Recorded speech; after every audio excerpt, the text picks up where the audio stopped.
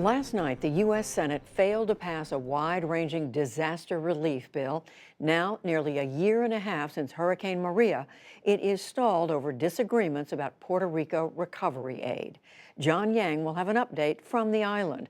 But first, Lisa Desjardins begins our coverage. Nature's forces have battered the United States in the past half year. Storm winds, floodwaters, and deadly wildfire. To those natural disasters, now add a man-made one. The motion is not agreed to. 7 months after some of those crises, Congress still cannot agree on much-needed recovery funds, with a failed Senate vote last night and blame today. I think he is politicizing the issue of disaster relief. I'm disappointed that political games carried the day yesterday. Waiting for relief, areas in Georgia and North Carolina hit by Hurricane Florence in the fall. That includes the Marine Corps training base, Camp Lejeune. Billions in damage there is not yet repaired. Also waiting, large areas of California where wildfires swept through last year, including the most costly in state history, which killed more than 80 people. This March, almost unprecedented flooding hit the Midwest, devastating both farmland and crops in storage. And all of that is being held up, mostly by disagreement over another disaster area, Puerto Rico. The territory is still recovering from 2017's Hurricane Maria, but Republicans say the island must start handling more recovery costs on its own, at least 10%. So in the case of Puerto Rico, what's the big deal? Anybody in Puerto Rico that's going to qualify for aid under FEMA, those laws have been the same for such a long period of time. But Democrats want the federal government to fully fund recovery, pointing out the island is grappling with financial and economic crises. They also want money to rebuild infrastructure.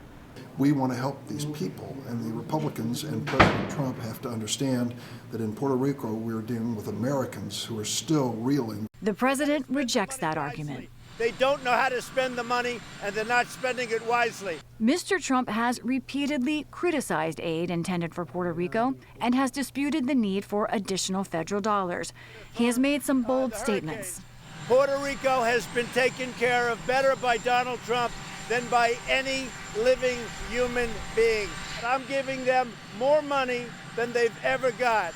Let's look at the president's words, including on Twitter today, that Puerto Rico got $91 billion for the hurricane, more money than ever for a hurricane. The actual aid received by Puerto Rico so far is reportedly a fraction of that.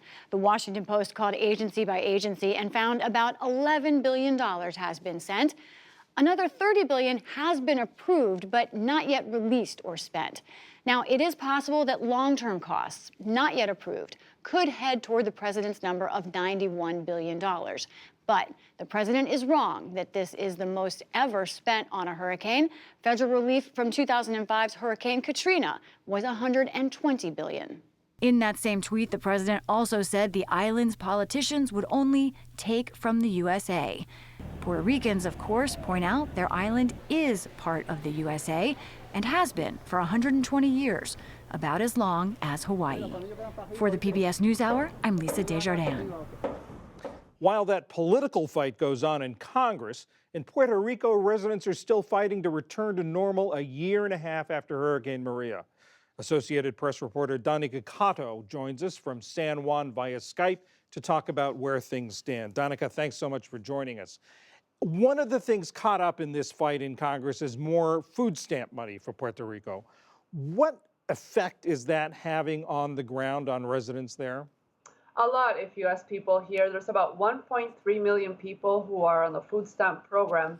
And when Congress authorized the $1.27 billion one-time funding after Hurricane Maria, that allowed the government to include about 279,000 additional people that were not covered by the program.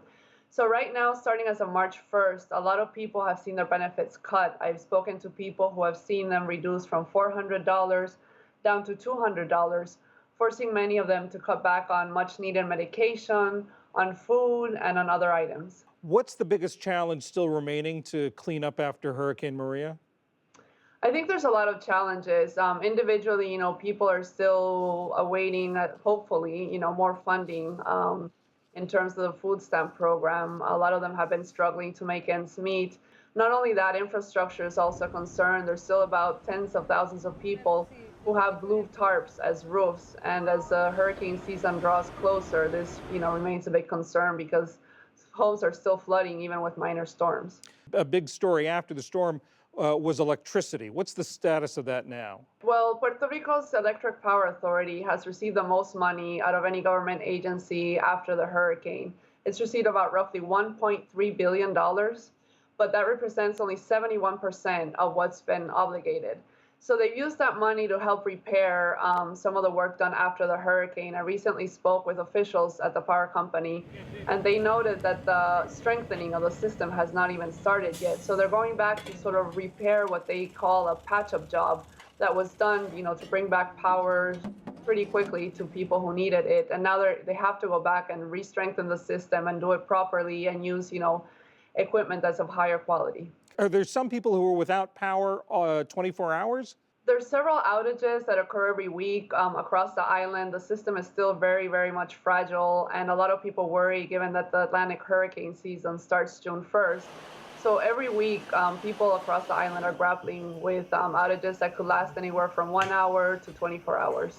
Another big story after the storm was the school system, and today the education secretary announced she was leaving. What's the situation there?